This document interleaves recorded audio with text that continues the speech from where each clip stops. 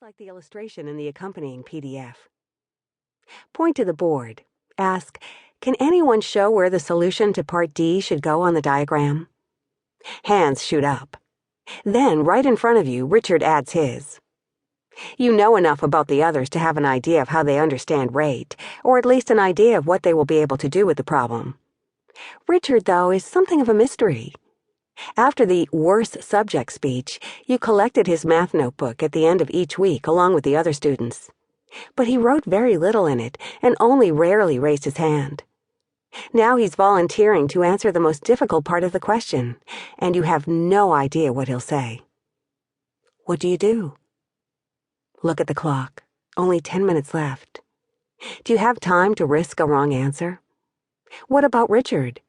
What if he isn't even close? If he's wrong, will he, an African-American boy in a racially diverse classroom, shut down and hesitate to participate again? On the other hand, what message does it send to the others not to call on him? Richard, you say. He stands up, turning his notebook so he can see it from the board, and walks slowly to the front. Everyone waits, silent.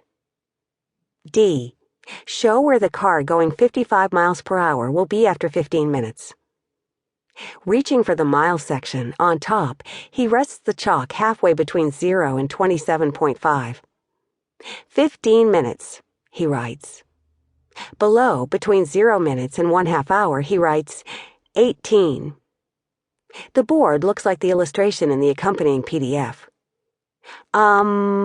He says, 18.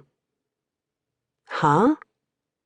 Not only has he put time, 15 minutes, where distance should go, but he has also proposed another number, 18, that makes no sense. A car going 55 miles an hour could not travel 18 miles in 15 minutes. And what reasonable computation would get you to 18? Not dividing 27.5 by 2, or 110 by 4, certainly. And not anything else related to the numbers on the board, either. What do you do? You could quickly correct his time-distance reversal, not drawing too much attention to the mistake, on the assumption that it was a careless error. But what if it wasn't? You decide to assume nothing. 18 miles, you venture, or 18 minutes? Clarify. You wrote 18 next to minutes. Did you mean 18 miles and 15 minutes? Richard nods, erases, and rewrites. Now the numbers are flipped, 18 miles, 15 minutes. But there is still that mystifying 18. What do you do? Should you say simply and directly, that's wrong? What does Richard mean, anyway? Look at the class.